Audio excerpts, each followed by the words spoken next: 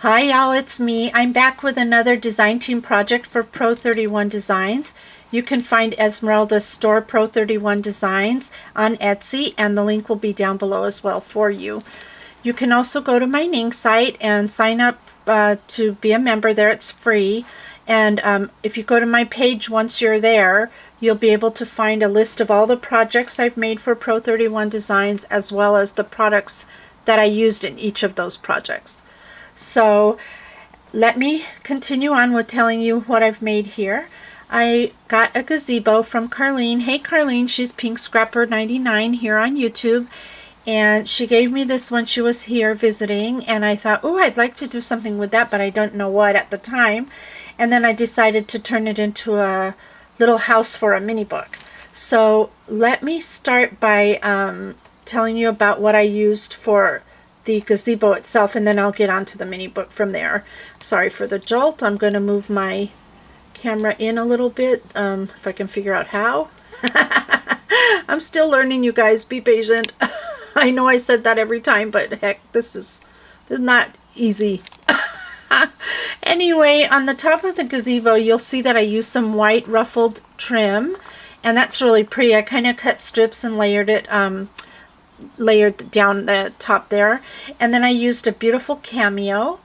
I used some porcelain roses in white with pink centers. I used some butterflies there that you can see, and I used a gem that dangles down here. And if you move the camera down, sorry, I'm going to go slow. There's the mini book. But down below there, that's the base of the gazebo, and on the stairs I used flat back pearls in pink and blue. And then I used some of that beautiful, beautiful vine that I love so much, this one here. And I actually just cut a couple of the flowers off and tucked them there behind the rose. That's a pink and white mulberry curled edge rose. And I used that on the base. And now if I turn the design gazebo around a little bit, you're going to see here that I used the pink ruffled lace here, some flat back pearls down the center. And for the swag that's here, really cute, I used, where the heck is it? I used this trim, this flower trim. It's right here. And I cut some pink flatback pearls, which are here. And I just cut the pearls individually, and then I glued them to the centers of the flowers to create that swag. And then I continued with the pink flatback pearls around the base there. And as you turn it here, you'll see that I used the same trim there and the rose. And then up top, I'm going to go up a little bit, on the gazebo, I just used a piece of the bling mesh. And I cut it, oops, sorry, let me zoom in on that a little bit. I cut it in a circle shape instead of a square. I kind of cut some of those circles in half so you could see how that I did that, and just added that there. Whoopsie, back out.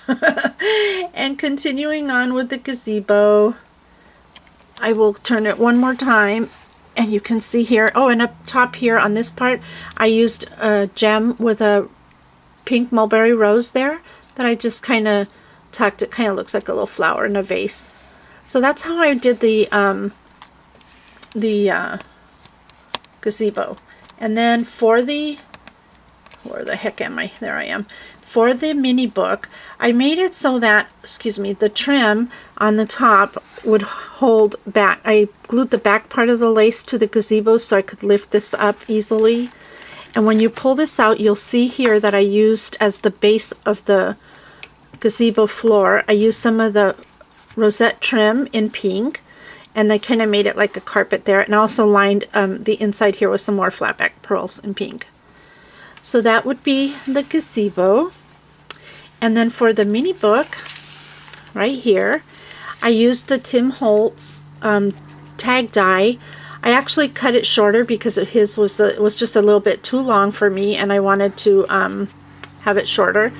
I used some of the mulberry flowers, the rolled edged roses, and the white and pink mulberry flowers, and then some of that blue spray here, as well as up here you can see I extended a piece of it over the top of the bench, which is a Prima resin piece.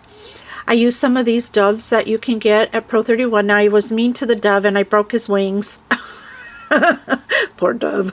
I made it so that I broke off the back wing so that it would stick down on the paper, and then I broke the front wing down so that it would lay a little bit flat. I didn't want the wing sticking out like that, so that's how I got him on there, but I wanted to sit him on the edge of the bench there.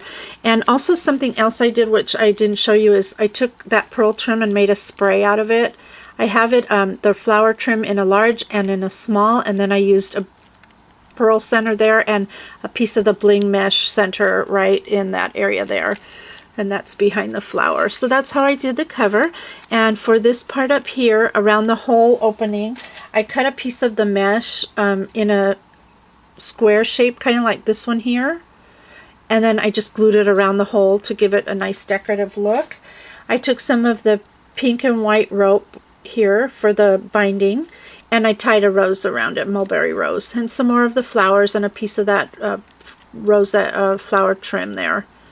So in the inside, and I repeated that little thing on the back as well. I just thought it was nicer than just leaving a hole there, and I didn't want to use the metal one, so it was a nice option.